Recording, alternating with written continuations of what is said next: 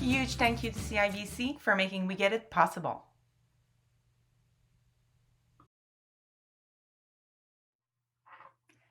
Good evening, everyone. Karine here, Program Director with Young Adult Cancer Canada.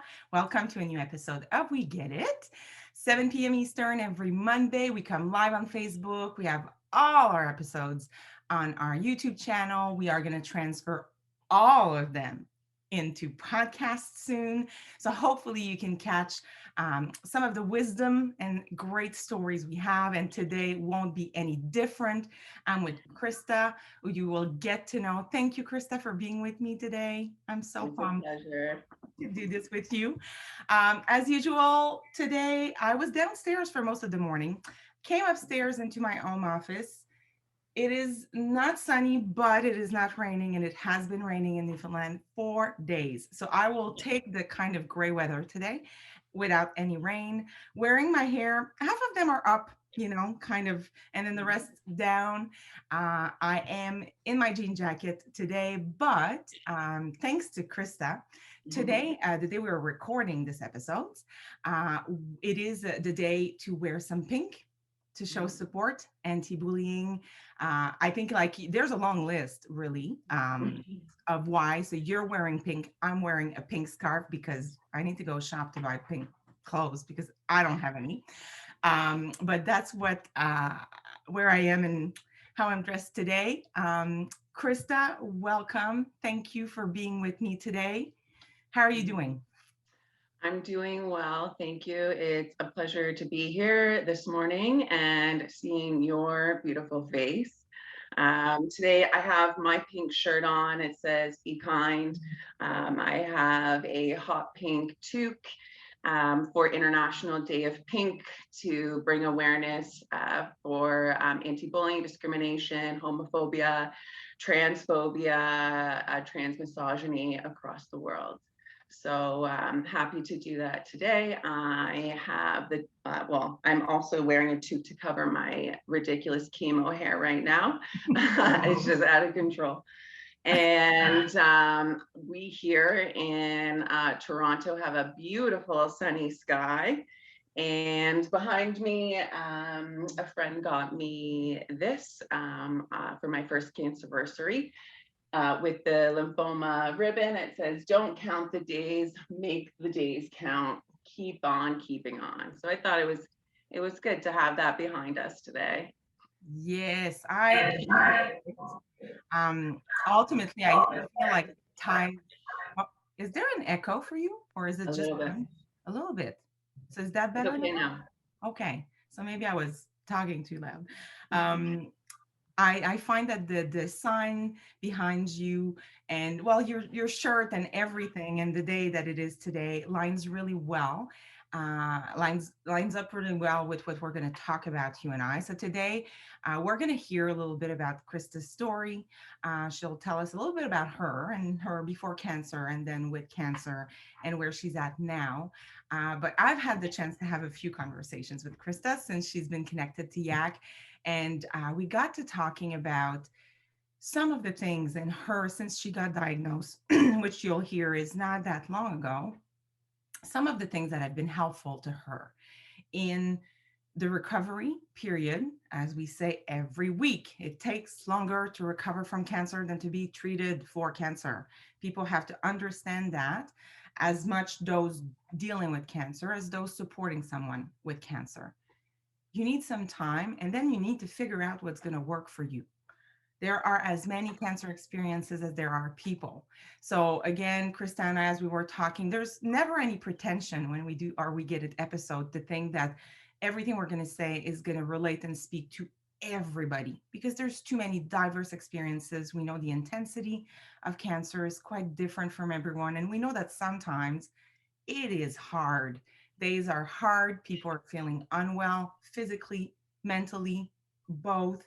We know that, but we're hoping that some of what we're going to talk about today, there's going to be some glimpses and pieces that can help you in your journey and make you curious. So, thank you for agreeing to do this with me, Krista. And let's go in, let's jump in. Tell us a little bit about you, you before cancer, and then a little bit about your cancer story. Let's start Yeah, there. I use three words to describe my pre-cancer life. And the words I use are meaningless, passive, and angry. And I say meaningless because I wasn't necessarily living for me. And a lot of what I was doing was just going through the motions, 10 steps ahead of myself, always thinking about the next day. And there was never much of attention focused on myself. I say passive because I don't believe that I was ever living with intention or thought. Um, and then angry, to be honest, like I can't remember a time when I wasn't. That was a lot of the times my first emotion. And when I got diagnosed, I was 8 months postpartum with twins. Um, and so that was very difficult because I'm just trying to be a new mom and figure out that life. And then all of a sudden you get hit with this. But my babies became like makes me emotional, became my like motivation to like, let's do this, you know. Um, and so when I was diagnosed, less than a week later, I was in chemo. And I remember going through my first chemo session because it was last March when I was diagnosed, and it was right when we all went on lockdown for the first time. So I was not allowed to bring anyone with me to the hospital and to chemo. And I remember telling my oncologist, who like you do the pre-visit with your oncologist, and then the following day you do chemo. And she had said, I can't bring anyone. And I was like, I'm not coming. I didn't want to go alone. And I was terrified. Like I was so scared. And I ended up going to my chemo the next day. And your And diagnosis, Krista, I'm sorry, I'm not sure if you mentioned it, but you were oh, right. diagnosed with Hodgkin's. Yeah, sorry. I was diagnosed with non-Hodgkin's Non-Hodgkin's. lymphoma. Yeah. Yeah. And so when I had went to my first chemo treatment, they couldn't get my blood pressure. Like it took them several tries because it was just so up and down because I was so terrified. And then we got through it. I had to do, I was very fortunate in my experience with cancer. We caught it early. It was stage 1. I had to do 4 cycles of chemotherapy. Originally, it was 6. And then my oncologist said that there was some studies done that said in your case, 4 would be just as effective. And I was like, I'll take it. Right. So I just did 4 rounds of chemo, and a few scans later, I was officially in remission. June 17th last year was my date of remission. So I've been rocking that. Since then. And yeah, oh God, we could go into a whole different space related to being diagnosed during the pandemic, which is something we talked about. So I think maybe it was more of a conversation at the beginning of the pandemic. I feel our general awareness was heightened, but that was the reality. So for anyone watching, we at YAC have connected with Krista and many others who were like her in that position of going through the weirdness and trauma of being in a pandemic that for most of us was the first time in our lives that we were finding ourselves in this state in the world. But then on top of that, having to receive a cancer diagnosis with everything that comes with that, and then go through the treatment phase on your own, which is pretty intense by itself. So I know that you said since all of that happened, you've been rocking the kind of remission piece, and you have been, and you really plunged in. So to me, there are all kinds, like we said, of paths and choices people make when they go through cancer. For us, we're biased at YAG, but we always hope that young adults going through cancer can find Yak and its community early on in their journey to be able to choose when it fits to engage and connect. It's not always the case. So sometimes we joke and we say Yak is still the best kept secret about cancer in young adults in Canada. But I'm so glad that Krista, you found us and also connected very early on. I'm not wrong in thinking for you when you kind of entered this phase of going through cancer and then the kind of mindset of recovery and how do I kind of get up from that, you went into what services and support was available for you. You've explored that, correct? Yeah. I found Yak right at the end of my treatments. A friend of mine who I had worked with in the past had reached out after finding out about my diagnosis. Shout out to my buddy Jared Downs from, yeah, he's the one who introduced me to I didn't Yak. know there And that. yeah, you know him? Yes, I do. Yeah, so he's the one who introduced me to Yak. And like I owe him so much because it like saved me.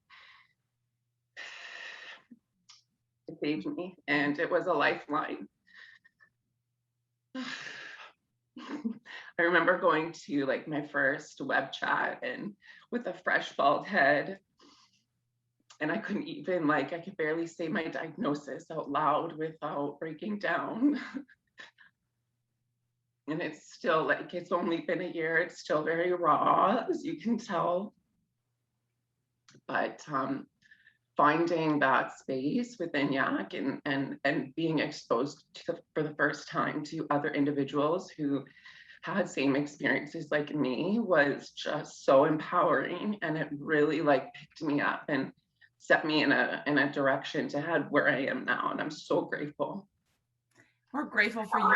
And I think we always say for anyone, and I would say it probably is true for most support reaching. So when we are going through something intense, to reach out. So first to connect with our vulnerability, which I think you do really beautifully. I always get inspired by people who do that because I used to have a really hard time with that. And then to reach and seek for support, and then to go in. It is a leap of faith, regardless of if it is online, which is the reality right now. Still at Yak, we're not back to face, but I know, and I'm so glad you found Yak, that you participated in the chats and got so much out of it. But to me, it's always we have to remember that often we get what we put in. So I know, for having spoken to you many times, that you went in full. You had with the fears, with the unknown, with knowing that it was really difficult to speak of your cancer experience at first. You still took that leap of faith, and then many other steps which we'll talk about together. But I know that you're on this kind of track right now to keep taking care of your mental health, your physical health, because those two are definitely impacted by cancer. So I think for people who don't know much about cancer, which is rare now, sadly, but sometimes the physical, people get that physically getting cancer, going through treatment, losing your hair, all of those things, people are like, yeah, of course. But sometimes what is less visible is all the mental challenges that comes with cancer. And that's where getting support and seeking things that help us uh, heal, whatever that means for us at specific times, can make a really big difference. And I know you've done that. So let's talk a little bit about that. You have done so through all of this. I know that the chats were probably one of the first steps you took to Mhm. process. what had happened and what was happening to you. So I guess the first step is you connected with your peers, like you said. That's how it's helped you. Can you tell me a little bit more about what was helpful? Like, for some people who might think are the web chats, which I'll put the information available for people to know what they are, but it's not about holding hands and singing songs. What was that experience for you? How has that helped you? I just like in my personal life, there's not, fortunately, there's not many, like I have one uncle in my family who was diagnosed with cancer. And like my mom is one of 9, my dad is one of 10. Like I have like 70 cousins. Like it's insane, but I love it. And, like everyone, very, very fortunately, they're healthy people, and so in my group of friends, like cancer hasn't hit me personally up until a year ago. And so I couldn't relate to anyone.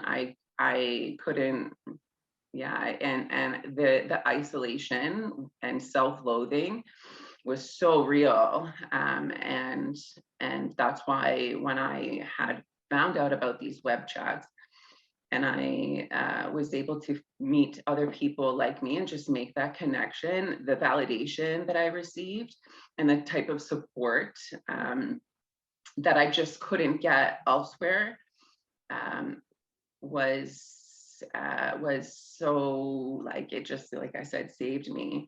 And to no fault of their own, like my spouse, my family, like they don't get it, and the people in the chats did. And I came back week after week after week for many months, and I always left feeling much better, um, um, and really valuing my time with those people who are now my friends.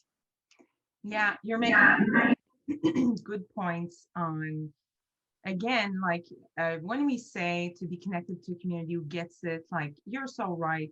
It says nothing about people around you, the people you have around you that support and do their best to be there when you go through cancer. But a long time ago, which he's a researcher and social worker, Brad Zebrak in the US. He's also a young adult cancer survivor. And in 2006, so a long time ago now, he did a research. And one of the things he found was that young adults with cancer want to connect with other young adults with cancer. They want the support of other young adults with cancer more than anyone else. That finding from Brad Zebrak, to your point, does not mean they don't want the support of, if they have a partner in their life, if they have friends, family members. Of course, you want that too. But ultimately, a lot of the people in our community say, until I spoke to another young adult with cancer, I didn't even know what I was missing. I didn't know I needed to talk to someone else who was young and would get what I would say without me having to tiptoe around it to protect them, and without me having to over explain what I was trying to say. And I think that's a lot of that, because sometimes we don't even know we need it until we get it. And then it's like, ah, the relief of connecting with others is a lot of what people say. Correct. Mhm. Yeah, because I went in with no expectations. Like I didn't know what I was getting myself into. And then, yeah, like you put it perfectly there. It's like everything that I didn't know I needed and then needed more of. That's it. And I know, so that's one thing you did. And of course, we're super pumped because Krista kind of evolved to become a volunteer within YAC, and now you are making a difference already, even just a year after your cancer treatment, and that's amazing. But I know you've done other stuff. So some stuff I found really cool, but I want us to talk about that. So one of the things you mentioned to me was self-help books, and then we had a laugh, and I know there are people who make fun of that, but I think there are some pretty good, solid books out there that are not too cheesy. And at the same time, I would say, you know what? If something you read helps you feel better, don't listen to what people say around you and go into that. But do you want to tell us a little bit about those, some of the books? Some you could, your favorite, two favorite, whatever. Yeah. So I downloaded the Audible app, and I now go for morning walks, which is something I never did before I go to work. And that's when I take the time and I'll like go through different books. And there's a self-help book there on literally anything. So depending on what I'm feeling, what I'm going through. One of the first books that I listened to was Radical Remission. And that in that book, one of the exercises that they had the readers do was make their own obituary, which sounds morbid, but and in it they had asked, okay, write the answers to the questions about how many years you want to live, what is the ideal way that you want to leave your body, who will survive you, and what would you like to be remembered for having accomplished. And so I lit a candle, grabbed a blanket, a tissue box, and started writing. And that, for the first time, like, because I've never thought like that before. And I thought, like, after writing, I was like, I need to make some changes, and I need to be that now. And that really lit a fire under my butt, and kind of propelled me into where I am with Yak now. So I wanted to give back in a way that Yak has helped me, and I've become a web chat leader for the 2S LGBTQ community for different bi-weekly topics. Shameless advert there if you want to join us. And another book that really sat with me it's called The Self-Care Solution by Jennifer Ashton. And she's also the show host for Good Morning America. And so she wrote a book, and it was like a year of becoming fitter and healthier. And so each month she set out on a mission to do something towards that goal. And I really liked that. I thought, you can achieve so much in a year. And so I kind of brainstormed what I wanted to do, the things that I wanted to change or work towards. And I actually made a calendar myself. I can show you quickly here. I love the calendar. Yeah. Let's see. So I have, here it is, choose happy, a year, becoming happier, healthier, and more fit, 1 month at a time.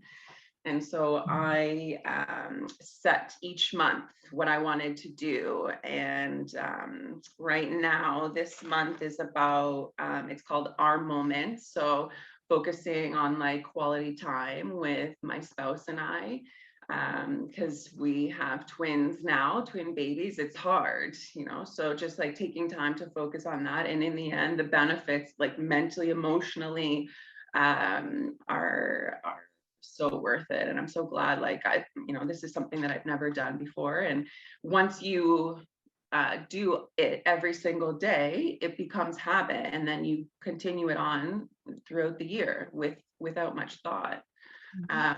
So that's something that's really helped me too. I love that. And so Krista and I were talking about it because I saw the post you made on Facebook, and I love that. And again, some of what we're talking about today, for some of you, you might say, yeah, that's for me, and others, that's not really for me. And that's all cool. I feel self-help books are the same. Like, I've read tons of things from Brene Brown to more obscure things and sometimes there's some books that I started that I was like, yeah, no, that doesn't speak to me. And then I would put them down. Other books, parts were really speaking to me a lot, other parts not as much.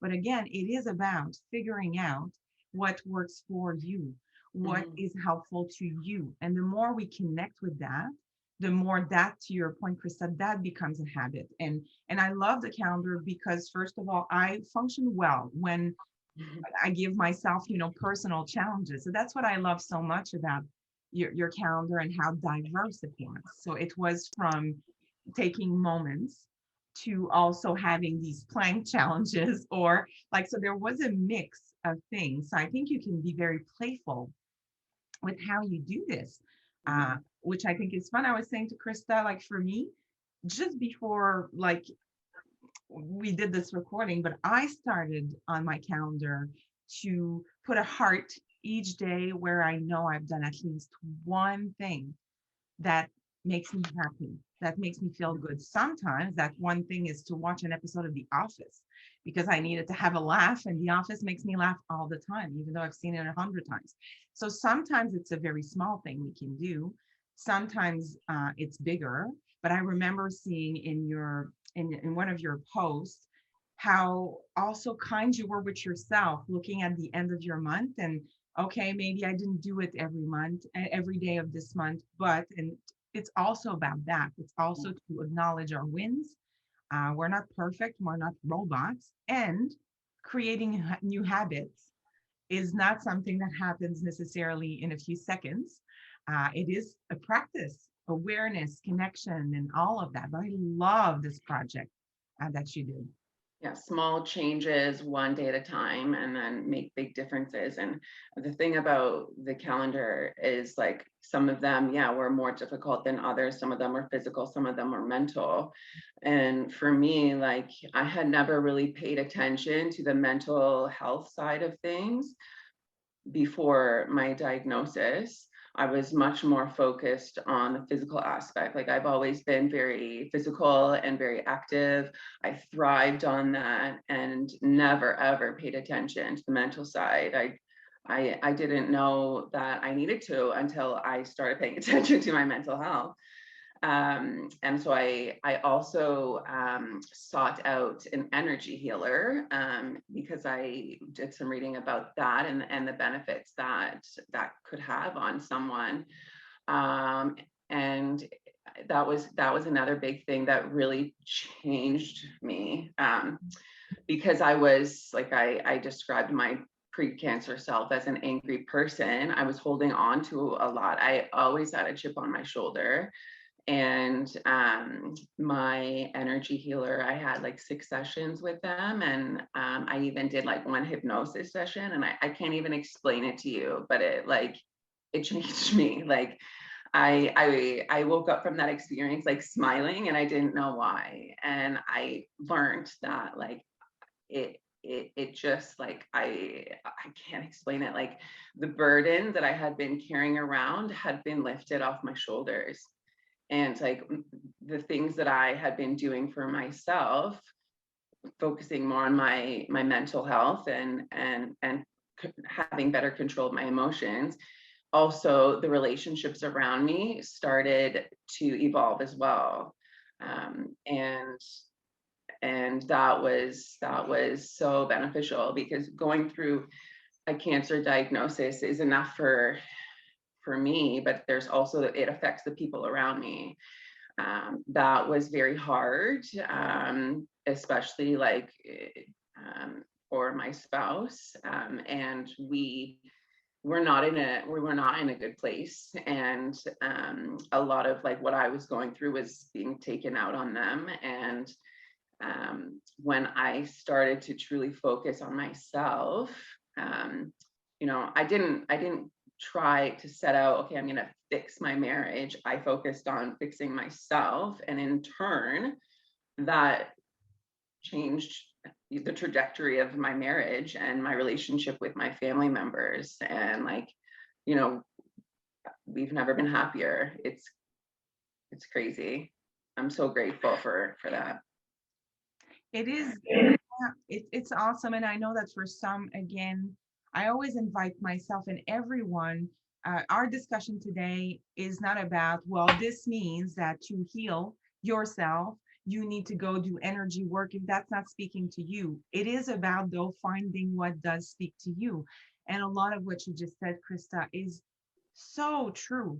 uh, regardless of what we believe in, one thing that is, I think, for sure, is that if we are able to get some clarity about who we are, what we want, and make those internal changes without even trying, that changes how we interact with the world, how we interact with those we love, how more authentic maybe we are with people. And some people are not going to like it. Like, sometimes we know that for some, as you expressed, and many people in our community changed and transformed things. And so maybe in the past, they were yes men. They said yes to everything all the time.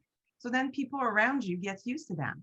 And then if Mhm. you start to say no, some people are going to embrace that. And that's going to allow for more deep conversations, deep relationships. Some people are not going to like it. And I think that's where sometimes it kind of rubs a little bit. And some people do not say, but I don't think it is a bad thing necessarily if it means that you are connecting more and more with who you want to be and who you are. And Mhm. then whatever comes from that, I think, can only be more authentic relationships. Doesn't mean it's going to be perfect all the time and that there's not going to be adjustments needed along the way. But I do love that you said that to me before, and like focusing on our own well-being is not selfish. So if anyone tells you you're selfish because you're focusing on yourself, I would say, well, no, that's not true. Self-care is not selfish. We always say that, but it also can lead to a lot of positive changes in your relationships and your work and in many aspects of your life. Mhm. Yeah, and it's not lost on me. Like my experience with cancer was, I get in my mind, minimal compared to the experiences of some people that I've met. And so I understand that I'm very privileged in my situation to be able to be able-bodied post-cancer and be able to do what I can do now, because as you said, like everyone's experience is different. What works for me might not work for someone else. But I definitely keep that close to my heart every day. That I am very fortunate, and I I remember that, and I also know that that's not everyone's experience. Yes, and I know you are aware of that because again, we've spoke about that before, and I think you're not the only one in that feeling where some people in our community members, because we create this network, and then young adults connect with each other on a really deep level about their experiences with cancer, but not every experiences are the same, not the intensity of everything, and some people sometimes almost feel bad when things start to get better for them, because often it's out of love and care for those for who it is not really getting better right now, for those for who it's really hard. So we were talking about this, and it is a funny space to be in. I think it's very human to have those guilty almost feelings of like, but I'm getting better. Things are really getting better. And some of my friends that I love, it's not that for them. Uh, but I do think that we can live with both. We can live with profound love and care for those who are struggling and still embrace when things are going well for ourselves. Because if we don't do that, then I think it's a dishonor to ourselves and to others, because we are no good if we don't embrace and nurture and nourish what makes us feel good and better. Because then, right now, if you hadn't done what you've done in last year, you would not be able to be a chat leader, for example. You would not be able to be there, receive your peers, listen to them, be the volunteer and the support person that you are. So I think sometimes it's a balance. I love that most of our community members, like you, have that sensitivity. They're aware. They know. I know it's not the same for everyone, and it's true. It is not the same. But maybe in some of what we talked about today, there are little parts that are though accessible to everyone. If it's not doing a calendar, it could be to write in your journal, like whatever is going to work for you. Ultimately, you can take little mini steps, but with the intention to just feel better. even if it's a little tiny bit during one day, it's a win, I think, Mhm. when we can do that. Mhm. Yeah, for sure.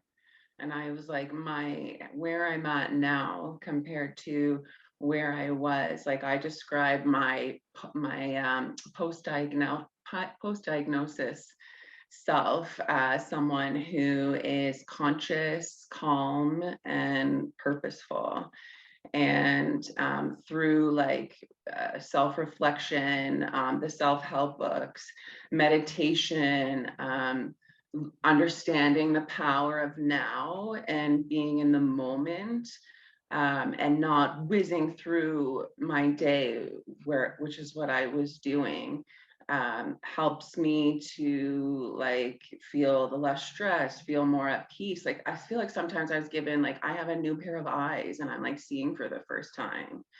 And like that that is something like I don't think I ever would have had if I wasn't diagnosed with cancer. And my being like more calm, because I was like I'm able to better control my emotions. Now I have the mantra work smarter, not harder is like has a whole new degree of meaning.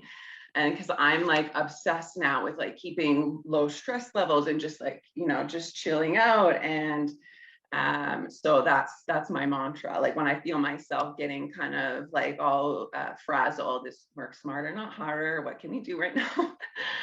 And purposeful was my last word, because I feel like I have a sense of power and ownership now over my life that wasn't there before. And I believe in my capabilities enough that it's ignited a movement, to give my life like a whole new meaning.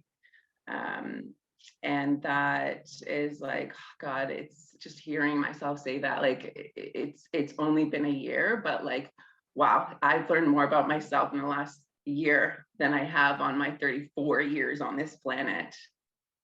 Incredible. It is incredible. Thank you. I love this. I think it's a beautiful way to close. I love we started with your three words of before cancer and then where you're at today. And I think I love again this practice, these words. It's okay to look back and not hate ourselves for some of the words we would have attached to ourselves and our stories back then, like we were saying with Bonnie Elliott, who did a narrative therapy, We Get It With Me. Our lives is made, it's a book with many, many chapters.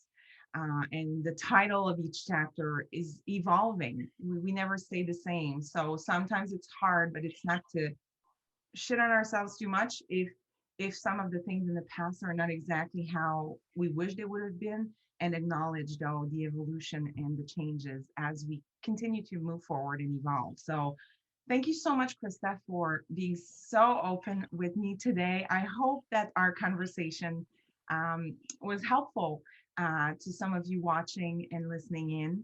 um, I what you just said at the end, I think it always ties into, for me, every Monday I do this reminder to just breathe, and I think it's helping me a lot, because with practice, the more we practice things that I think are helping us stay calm, helping us have a bit more clarity on what we feel is going to be the right thing for us to do.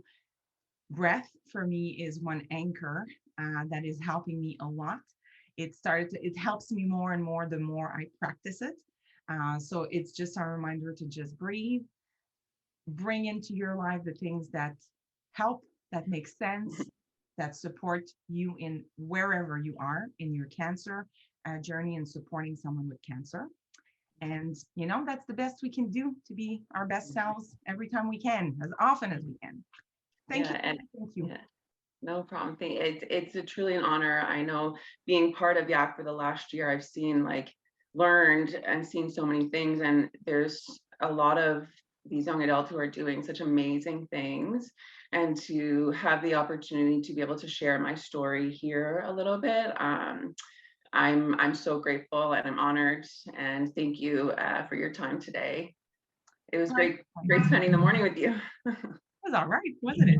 So for everyone, thank you for watching, listening in, and I hope you can join us next week. And have a great rest of the whatever you're doing. Bye. Thanks.